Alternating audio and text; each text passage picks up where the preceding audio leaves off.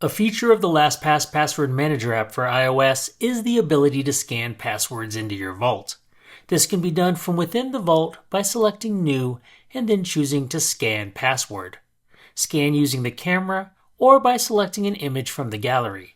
If using the camera, make sure the URL, username, and password are within the framed area before taking the photo. Once taken, the mobile smart scanner will enter the information into the fields in the same order as in the photo. Additional options are available for adding notes, autofill, auto login, and reprompting for the master password. If all the information is correct, save the password into the vault.